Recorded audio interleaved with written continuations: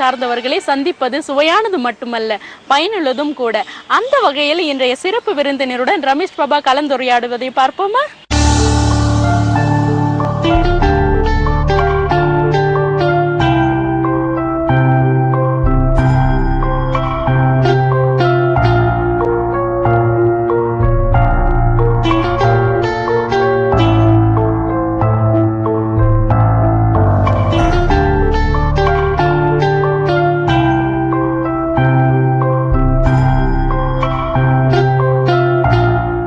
சந்தித்த வேளையில் இன்று நாம் சந்திக்க இருக்கும் சிறப்பு விருந்தினர் சிவில் சர்வீசஸ் எனப்படும் IAS IPS தேர்வுகளுக்கான பயிற்சி அளிப்பதில் நிபுணத்துவம் பெற்ற திரு கல்யாண சுந்தரம். வணக்கம். வணக்கம். சமீப காலங்களில் இந்த சிவில் சர்வீசஸ் எனப்படுகிற இந்த UPSC தேர்வுகளில் தமிழகத்திலிருந்து கணிசமான பேர் தேர்ந்தெடுக்கப்படுகிறாங்கிறது உண்மையிலே மகிழ்ச்சிக்குரிய விஷயம் அப்படின்னு சொல்லலாம். இந்த சமீப ஆண்டுகளுடைய அந்த மாற்றம் பற்றி முதல்ல சொல்லுங்களேன். இப்போ சமீப காலம்னு பார்த்தீங்கன்னாக்கா, இப்போ நாங்கள்லாம் எழுதும்போது நான் வந்து 83 தேர்வு எழுதினேன். 83 நான் தேர்வு எழுதினபோது பார்த்தீங்கன்னா ஒரு 7-8 பேர் தான் இருக்கும் தமிழ்நாட்டிலேருந்து மொத்தமாக.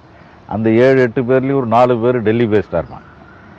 இப்போ முக்கியமாக எப்படின்னாக்கா, மக்களுக்கு வந்து ஒரு நல்ல ஒரு அவேர்னஸ் கிரியேட் ஆகிருக்கு.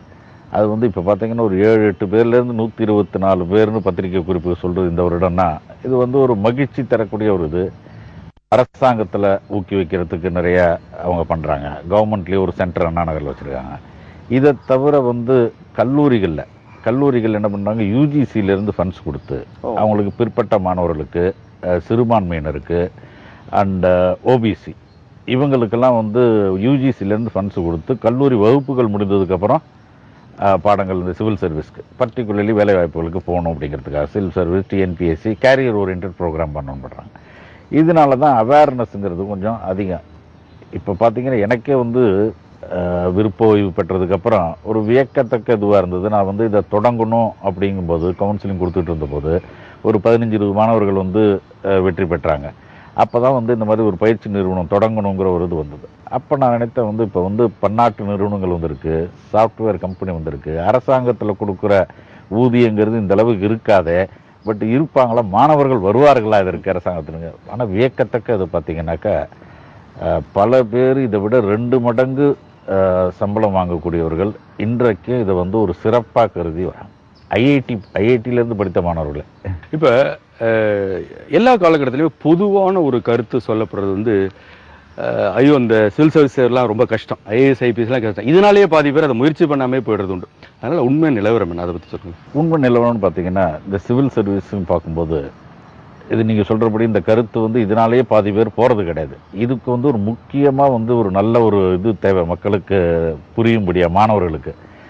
இதுக்கு வந்து ஒன்றும் ஒரு அதிபுத்திசாலித்தனமும் வேண்டாம், பிறப்பிலேயே ஜீனியஸும் வேண்டாம், எக்ஸ்ட்ராடினரி இன்டெலிஜென்ஸும் வேண்டாம், எபோவ் ஆவரேஜ் இருந்தால் போகிறோம். இதுக்குன்னு வந்து ஒரு ஸ்ட்ராட்டஜிஸு, ஒரு டெக்னிக்ஸு அண்டு பிளானிங், இதுதான் முக்கியம். அரசாங்கத்தில் என்ன எதிர்பார்க்குறாங்க இந்த தேர்வுக்குன்னு அதை இது பண்ணால் எபோவ் ஆவரேஜ். இப்போ பார்த்தீங்கன்னாக்கா வந்த தேர்வில் வெற்றி பெற்ற மாணவர்களில் பார்த்தீங்கன்னா பெரும்பாலும் மிடில் கிளாஸ், கிராமப்புறத்துலேருந்து வந்தவங்க. ஒரு 2 நாள் முன்னாடி பார்த்தீங்கன்னா ஒரு பெண்மணி வந்து பஞ்சாப்லேருந்து, ஒரு கிராமத்திலேருந்து வந்து ஒரு 5 கிலோமீட்டர் போனால் தான் பத்திரிக்கையே கிடைக்குமா, கிடைத்து அவங்க வந்து ஒரு 141வது ரேங்க் வாங்கியிருக்காங்க. அதனால் வந்து இதற்கு வந்து அந்த அளவுக்கு கடினம் அப்படிங்கிறது கிடையாது.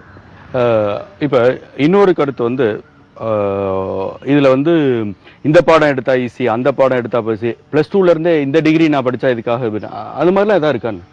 இப்போ விருப்ப பாடம்னு பார்த்தீங்கன்னா அதில் வந்து நமக்கு ஒரு ஆழ்ந்த ஆர்வம் தேவை. இப்போ வந்து நம்ம டிகிரி படிக்கும்போதோ அதில் இருந்தால் நல்லது.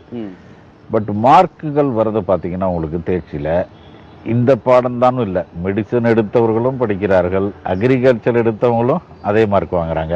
நமக்கு வந்து ஒரு ஆழ்ந்த ஆர்வம், அந்த பேஷன் என்று சொல்வார்களே, ஒரு ரொமான்ஸ் வித் த சப்ஜெக்ட், அதுதான் முக்கியமே தவிர இந்த பாடத்தினால தான் வருங்கிறது கிடையாது. இப்போ பார்த்தீங்கன்னா பெரும்பாலும் நாங்கள் படிக்கும்போதெல்லாம் ஜியாகிரஃபி கிடையாது. இப்போ ஜியாகிரஃபி ஒரு 15 ஆண்டுகளாக ஜியாகிரஃபி இருக்குது. ஜியாகிரஃபிக்கு நிறைய பேர் எடுக்கிறாங்க. பட் இருந்தாலும் லிட்ரேச்சர் இருக்கக்கூடியவங்களும் இருக்காங்க, பயாலஜி எடுத்து வென்றவர்களும் இருக்காங்க. ஸோ அதனால் வந்து இந்த பாடம் தாங்கிறது கிடையாது. நமக்கு வந்து அந்த சப்ஜெக்ட் நம்ம கிரிப்புக்குள்ளே இருக்கா.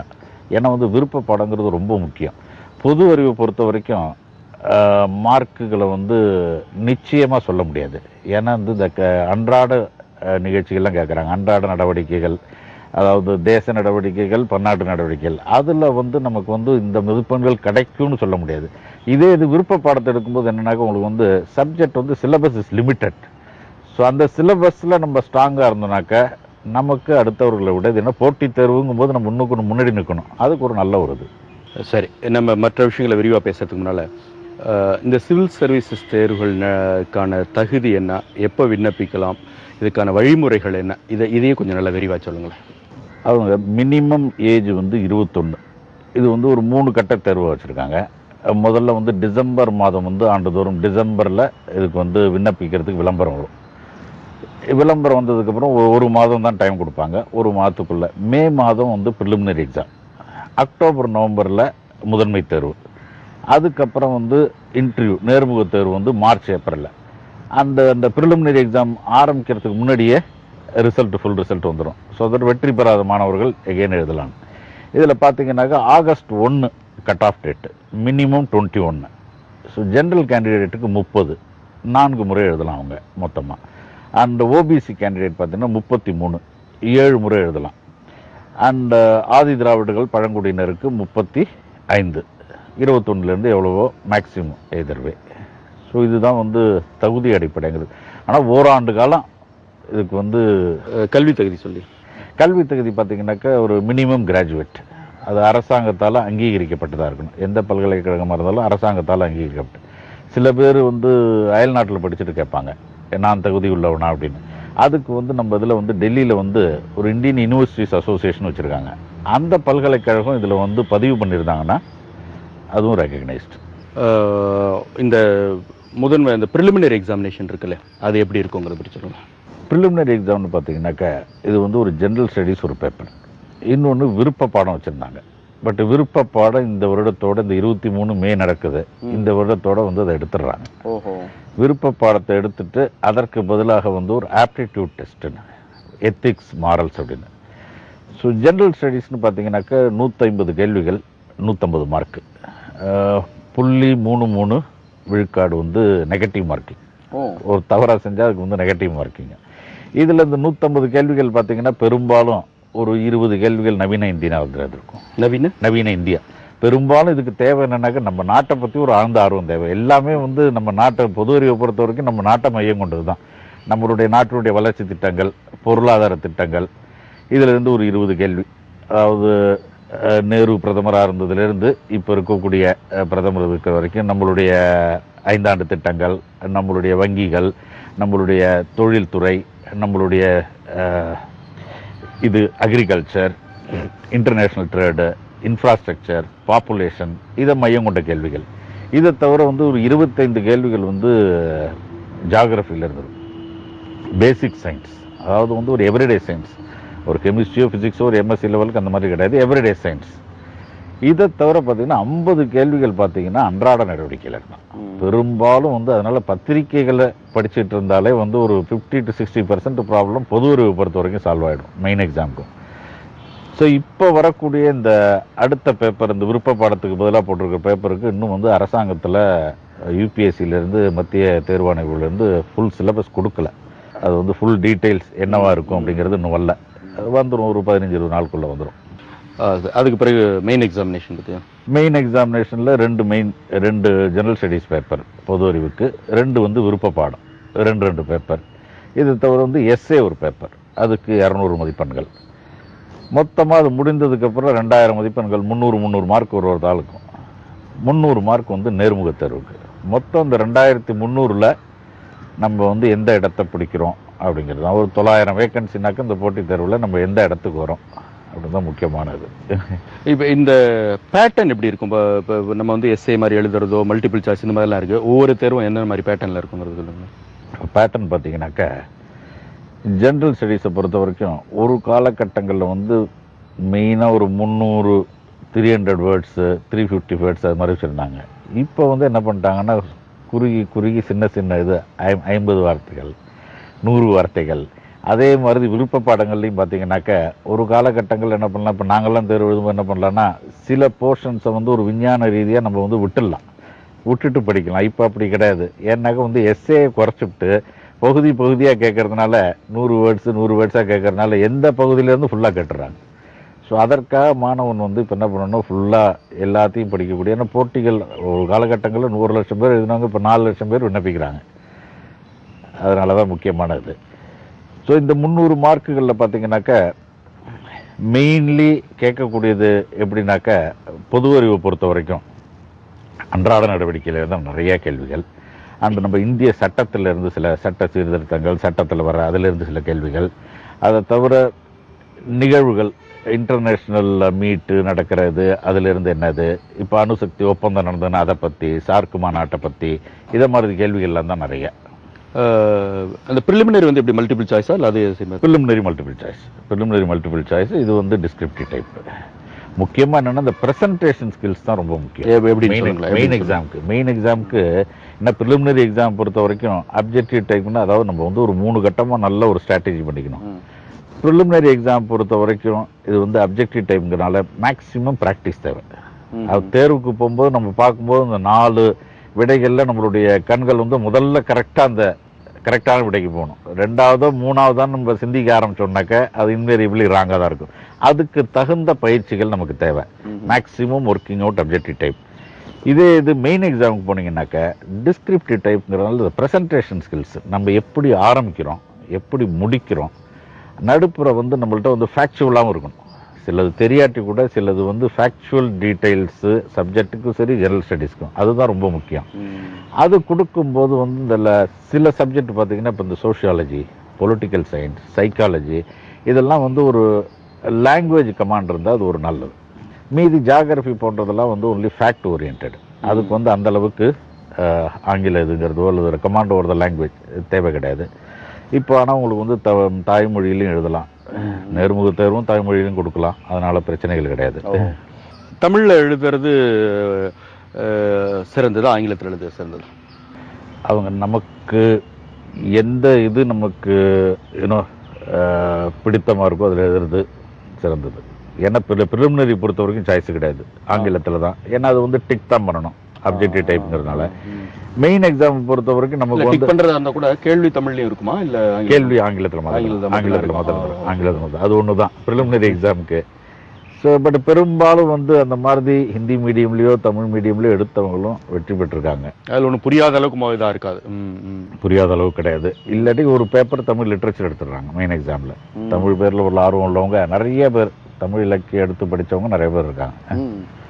இந்த ஆண்டு கூட எனக்கு தெரிந்தே வெற்றி பெற்றவர்கள் நிறைய பேர் இருக்காங்க. அப்படி பார்த்தா அவங்க பட்டப்படிப்புல என்ன எடுத்திருக்காங்களோ அதுதான் அங்கே திரும்ப எடுக்கணுங்கிற அவசியம் கிடையாது. அது அவசியம் இல்லைங்க. எனக்கு வந்து ஒரு காலகட்டங்களில் பார்த்தீங்கன்னாக்கா இப்போ ஃபிசிக்ஸ் எடுத்திருப்பான். ஃபிசிக்ஸ் எடுத்துட்டு அவன் வந்து ஒரு 2-3 ஆண்டு காலம் ஒர்க் பண்ணியிருப்பான். சப்ஜெக்டோடய அவுட் ஆஃப் டச்சாக இருக்கும். அது தவிர பல்கலைக்கழகத்தில் படிக்கிறதுக்கும் இந்த தேர்வுக்கு படிக்கிறதுக்கும் நிறைய வேறுபாடுகள் இருக்குது. அதனால முக்கியமாக வந்து எல்லாரும் வந்து எடுக்கக்கூடியது என்னன்னாக்கா இந்த ஆர்ட்ஸ் சப்ஜெக்ட் எடுக்கிறது. ப்ராமினன்ட் சப்ஜெக்ட் இப்போ பார்த்தீங்கன்னா popular subject history, sociology, geography, psychology, public administration, இந்த மாதிரிலாம் பார்த்தீங்கன்னா இதில் என்னன்னாக்கா ஒரு 3 மாதங்களுக்குள்ளே வந்து இந்த சப்ஜெக்ட் வந்து நம்மளுடைய கிரிப்புக்குள்ளே வந்துடும். இது வந்து நம்ம பல்கலைக்கழகத்தில் படித்திருக்கணுங்கிற அவசியம் இல்லை. இப்போ நான் வந்து ஃபிசிக்ஸ் தான் படித்தேன், பட் எடுத்தது ஹிஸ்ட்ரி அண்ட் சோஷியாலஜி எடுத்தேன். அது மாதிரி நிறைய பேர் எடுத்தவங்க இருக்காங்க. ஏன்னாக்கா உங்களுக்கு ஃபிசிக்ஸோ கெமிஸ்ட்ரியோ படிக்கணும்னு வச்சுங்க, ஃபிசிக்ஸ் படிக்கணும் அப்படின்னு நீங்கள் எடுக்கணும்னு நினச்சிங்கன்னா அட்லீஸ்ட் +2 லெவலில் உங்களுக்கு மேத்தமெட்டிக்ஸ் தெரிஞ்சிருக்கணும். ஒரு A+B² தெரிஞ்சால் தான் இதுக்கு வர முடியும். அதனால வந்து அதை எடுக்கிறதுங்கிறது கஷ்டம். அண்ட் ஃபிசிக்ஸ், கெமிஸ்ட்ரி, இந்த ஈவன் ஐஐடி மாணவர்களே பல பேர் வந்து மேத்தமெட்டிக்ஸ் எடுக்கிறதில்ல. ஏன்னா இதில் வந்து குழப்பங்கள் வரும் அப்படிங்கிறதுனால இந்த ஆர்ட்ஸ் சப்ஜெக்ட் சேஃபு. ஏன்னாக்கா இதில் வந்து நிறைய குறிப்புகள் இருக்கும், பாஸ்ட் கேண்டிடேட்டோட கைடன்ஸ் இருக்கும். இதெல்லாம் இருக்கும்போது இது வந்து ஒரு சேஃப் ஆப்ஷன் அப்படின்ட்டு நிறைய பேர் அந்த சப்ஜெக்ட் தான் எடுக்கிறது. இப்போ வழக்கமாக வந்து இந்த ஒவ்வொரு ஸ்டேஜ் எப்படி ஃபில்ட்ரேஷன் ஆகிட்டு வருதுன்னு சொல்லுங்களேன். எழுதுறவர்கள் எண்ணிக்கை, அடுத்த நிலை, இது என்ன பேட்டர்ன் வழக்கமாக இருக்குது? பார்த்தீங்கன்னா ஒரு 4 லட்சம் பேர் விண்ணப்பிக்கிறாங்க. 4 லட்சம் பேர் விண்ணப்பிக்கிறாங்க. இதுக்கு தேர்வுக்கு போகிறவங்க பார்த்தீங்கன்னா ஒரு 2 லட்சம் தான் இருக்கும். 2 லட்சம் ப்ரிலிமினரிக்கு 2 லட்சம் பேர் தான் ஆண்டுதோறும். ஏன்னா பல பேர் வந்து இந்த வருடம் வேண்டாம் அப்படின்னு விடுவாங்க. இந்த 2 லட்சம் பேர்லையும் பார்த்தீங்கன்னா நான் எழுதிய காலத்திலேருந்து இன்னி வரைக்கும் கூட பார்த்தீங்கன்னா இந்த ஹார்ட் கோர் காம்படிட்டர்ஸ் ஆங்கிலத்தில் சொல்லுவாங்க கூட 15,000 to 20,000 தான் இருக்கும். ஓஹோ.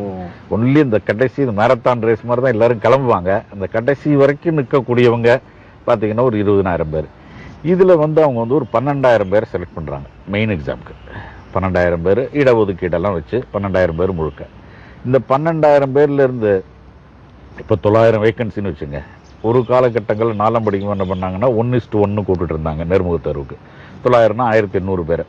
இப்போ வந்து 1:2 2700 பேரை கூப்பிடுறாங்க. அந்த 2700ல் நம்ம 900க்குள்ளே வரோம்.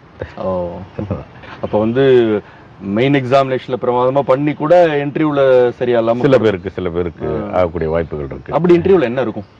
இன்டர்வியூன்னு பார்த்தீங்கன்னாக்கா இது வந்து நேர்முக தேர்வுங்கிறது இப்போ வந்து பர்சனாலிட்டி டெவலப்மெண்ட் ஆளுமை தேர்வு அப்படின்னு தான் வச்சுருக்காங்க. இதில் பார்த்தீங்கன்னா மெயினாக அவங்க கேட்கக்கூடியது ஒரு 4-5 உறுப்பினர்கள், ஒரு மெம்பர் வந்து சேர்மனாக இருக்கக்கூடிய, பெரும்பாலும் எல்லாம் பொது வாழ்க்கையில் ஒரு நல்ல பதவியில் இருந்தவங்க ஒரு 30-35 காலம். நம்ம உள்ளே வரும்போதே அவங்க வந்து நம்மளுடைய பாடி லாங்குவேஜ் உட்கார்றதுலேருந்தே ஒரு சராசரி மதிப்பெண்ணே போடக்கூடிய அனுபவம் வாய்ந்தவர்கள். அவங்க மெயினாக வந்து என்ன பார்க்குறாங்கனாக்கா 2 கட்ட தேர்வில் நம்மளுடைய அறிவுக்கு தேர்வு கிடையாது. ஏன்னா அறிவு ஆல்ரெடி நாலேஜ் இஸ் டெஸ்டட். மெயினாக வந்து கம்யூனிகேஷன் ஸ்கில்ஸ் அண்ட் எந்த அளவுக்கு கமிட்மெண்ட் இருக்குது, பர்சனல் இன்டெகிரிட்டி. இதை தவிர வந்து எப்படி அவங்க என்ன பண்ணுறதுன்னா முக்கியமாக ஒரு 30 நிமிடங்கள் ஒரு சாதாரண சப்ஜெக்ட் எடுத்து தான் பேசுறது. அன்றாட நடவடிக்கையில் வரல, ஏதாவது ஒரு சென்சிட்டிவ் சப்ஜெக்டையும் எடுத்து சில சமயம் ரிசர்வேஷனையோ கம்யூனலிசமோ அந்த மாதிரி இடஒதுக்கீடு, இவன் எந்த அளவுக்கு உணர்ச்சி வசப்படுறானா அல்லது எந்த அளவுக்கு பேலன்ஸ்டு பர்சனாக இருக்கானா, இதை தவிர லீடர்ஷிப் குவாலிட்டிஸ் எப்படி இருக்குது, கமிட்மெண்ட் டு த நேஷன் எப்படி இருக்குது, இதை வந்து கண்டிப்பாக வந்து அவங்களுக்கு வந்து ஒரு 30 நிமிடத்தில் கிரகிக்கக்கூடிய இது அவங்களுக்கு குவாலிஃபிகேஷன் இருக்குது. மெயினாக இப்போ பார்க்கக்கூடியது அவங்க இதுதான். இதை தவிர வந்து முக்கியமாக நம்மளுடைய பயோடேட்டாவில் சில டீட்டெயில்ஸ் கொடுப்போம். ஸோ கேள்விகள்லாம் அதை சரௌண்டிங்காக தான் வரும். இந்த பயோடேட்டா எந்த ஸ்டேஜில் நம்ம சப்மிட் வந்து மெயின் எக்ஸாம் டயத்தில் கேட்பாங்க. நம்மளுடைய ஹாபிஸ் என்ன, நம்மளுடைய ஊர் என்ன, நம்மளுடைய அதில் வந்து முக்கியமாக எழுதும்போது நம்ம எழுதிட்டோம்னு வச்சுங்க, ரீடிங் திஸ் புக் ஃபிக்ஷன், அதில் வந்து ரொம்ப கரெக்டாக இருக்கும். நம்ம வந்து உண்மையிலேயே படிக்கிறோமா, உண்மையிலேயே என்ன அதை தொடர்ந்து ஒரு கேள்விகள் கேட்பாங்க. ஃபிக்ஷன்னா எந்த மாதிரி ஃபிக்ஷன் படிக்கிறீங்க, அல்லது லிட்ரேச்சர்னா அதில் இருந்து சில கேள்விகள் வரும். அதை தவிர நம்ம எந்த ஊர்லேருந்து வரோம், அந்த ஊரை பற்றி ஒரு சில கேள்விகள், அந்த ஊருடைய சரித்திரத்தை பற்றியோ அங்கே இருக்கக்கூடிய முக்கியமான கலாச்சாரத்தை பற்றியோ அதை பற்றி சில கேள்விகள் இருக்கும். பட் ஜென்ரலாக பார்க்கக்கூடியது என்ன, இந்த பேஸ்டு வந்து கம்யூனிகேஷன், அனலிட்டிக்கல் எபிலிட்டி, லீடர்ஷிப்பு, இதெல்லாம் தான் மெயினாக பார்க்கக்கூடியது. இப்போ இந்த ஸ்டேஜில் வந்து இப்போ எந்த ஸ்டேஜில் நம்ம தோல்வியடைந்தாலும் திரும்ப ஸ்டார்டிங்ல இருந்தா வரணுமா? ஸ்டார்டிங்ல இருந்து ப்ரிலிமினரில இருந்தா வரணும். ஓஹோ, ப்ரிலிமினரில இருந்தா வரணும். அப்ப ப்ரிலிமினரிங்கிறது வருடத்துக்கு ஒரு முறை தானா இல்ல மோர் தென் ஒரு முறை தான்? ஒரு ஆண்டு காலம் வெயிட் பண்ணணும். எல்லாமே அப்படிதான். எல்லாமே இதனால தான் நான் வந்து பெரும்பாலும் மாணவர்களுக்கு நான் சொல்றது என்னன்னாக்கா, இப்போ வந்து உங்களுக்கு ஒரு ஆண்டு ஈராண்டு ஒரு பயிற்சியோ இரிச்சிக்கோ ஒரு வேலைக்கு போகணும்னு வச்சுங்களேன், அதுக்கப்புறம் வந்து ஒரு மாற்று வேலைங்கிறது ஒன்று கைவசம் இருக்கணும். ஓஹோ. ஏன்னா பல பேர் என்ன பண்ணுறாங்க, 7 ஆண்டு இதே எழுதிட்டான்னு வச்சுக்கலாம், ஒரு 33 வயசு 32 வயசு வந்துடுச்சுன்னா அதுக்கப்புறம் வந்து மற்றொரு வேலைக்கு போகக்கூடிய அந்த மனப்பக்குவம், அந்த ஃப்ளெக்சிபிலிட்டிங்கிறது இருக்காது. சப்போஸ் என்ன இது போட்டித் தேர்வில் வந்து நம்ம வந்து ரொம்ப இன்டெலிஜென்ட்டாக இருந்தாலும் there are so many other factors. So அதனால் ஒரு ஆல்டர்னேட் கேரியர் வச்சுக்கிறதுங்கிறது எப்போவுமே ஒரு நல்லது. பட் நிறைய பேர் அது மாதிரி வந்து வெற்றி பெற்றவர்கள் இருக்காங்க. இப்போ தமிழ்நாட்டிலேயே ஒரு பெண்மணி வந்திருக்கு பார்த்தீங்கன்னா, அவங்களும் ஒரு இடத்துல வேலை செஞ்சுட்டு இருந்திருக்காங்க, முதலிடம் பெற்ற பெண்மணி. பட் வழக்கமாக நம்ம வேலைக்கு போன பிறகு படிக்கிறது சிரமன்ற மாதிரி ஒரு கருத்து சொல்லப்படுறது உண்டு இல்லை? கண்டிப்பாங்க. வேலைக்கு போனதுக்கப்புறம் அடிக்கிறதுங்கிறது கொஞ்சம் எனக்கு இப்போ இருக்கக்கூடிய காலகட்டங்களில் வேலை வலுங்கிறது ரொம்ப அதிகம். அதுவும் பர்டிகுலர்லி சாஃப்ட்வேர் கம்பெனிலாம் பார்த்தீங்கன்னாக்க அயல் நாட்டுக்கு செல்லக்கூடியது இருக்குது, 9 மணி 10 மணி வரைக்கும் இருக்கக்கூடியது இருக்குது. பெரும்பாலும் அரசாங்கத்தில் இருந்தால் ஒரு 5-6 மணிக்கு வீட்டுக்கு வரலாம். பட் அது வந்து கஷ்டம்தான். பட் இருந்தாலும் வந்து இந்த ஆழ்ந்த ஆர்வம் இருக்காங்க பாருங்க, அவங்க வந்து எதாலும் சந்திக்கக்கூடிய, இது வந்து வெற்றி பெற்றே தீர்வன் அப்படின்னு இருக்கக்கூடிய அந்த ஃபயர் ஆஃப் என்தூசியாசம் என்று சொல்வார்களே, அவர்கள் இருக்கக்கூடிய வெற்றி பெற்று தான் வருகிறார்கள். இப்போ இந்த சிந்தனை, இந்த சிவில் சர்வீஸ் நான் போயே தீரணுங்கிற சிந்தனையை எந்த காலகட்டத்தில் நம்ம இருந்து போட்டுக்க ஆரம்பிக்கணும்? ஒரு +2 ஸ்டேஜுங்க. +2 முடிந்த உடனே. எதனால் அவ்வளோ சீக்கிரம்? ஏன்னா உங்களுக்கு மெயினாக வந்து +2க்கு அப்புறம்னா இந்த கரண்ட் அஃபேர்ஸு, இந்த பத்திரிக்கை படிக்கக்கூடியது வரும், +2 வரைக்கும் பார்த்தீங்கன்னா எதுவும் பண்ண முடியாது. இப்போ இருக்கக்கூடிய வந்து 11th 12ங்கிறது வந்து இப்போ பத்திரிகை படிக்கிறதுக்கோ எதுக்குமே நேரம் கிடையாது. உங்களுக்கு என்ன 6 மணிலேருந்து இரவு 10 மணி வரைக்கும் ஏதாவது ஒரு டியூஷன் சென்று கொண்டே இருக்கிறார்கள். பெற்றோர்களை சந்திப்பதில்லை அவர்களை. அதனால முக்கியமாக வந்து +2 முடிந்த உடனே என்ன ஆகுன்னா உங்களுக்கு மனப்பக்குவமும் வரும். So first of all language building and அதுக்கப்புறம் வந்து ஃபேக்ட்ஸ் கேதரிங் அண்ட் ஜென்ரலாக வந்து இதுக்கு என்னென்ன தேவைகள்ங்கிறத அப்போ வந்து உங்களுக்கு நிறையா வந்து இப்போ செமஸ்டர் சிஸ்டம் வந்ததுனால நிறைய நேரங்களும் உண்டு உங்களுக்கு. அண்டு சில பயிற்சி நிறுவனங்களை பார்த்தீங்கன்னா உங்களுக்கு வந்து சனி ஞாயிறுகளில் வீக்கெண்டு கிளாஸஸும் வைக்கிறாங்க. அதுலேருந்து வந்து நம்ம ஈஸியாக படிக்கக்கூடிய வாய்ப்புகள் நம்மளுடைய நாட்டினுடைய பொருளாதாரத்தை பற்றி, நம்மளுடைய நாட்டினுடைய சட்ட அமைப்பை பற்றி, நம்மளுடைய நாட்டினுடைய நவீன இந்தியாவை பற்றி, ஹிஸ்ட்ரி அண்ட் கல்ச்சர் இதெல்லாம் வந்து அப்படியே சேகரிச்சுட்டு வரலாம். அதனால் அந்த +2 முடிந்ததுக்கப்புறம் ஆரம்பிக்கிறதுக்கு ஒரு நல்லது. திங்கள் முதல் வெள்ளி வரை தினமும் காலை பல்வேறு துறைகளை சார்ந்தவர்களை சந்திக்கும்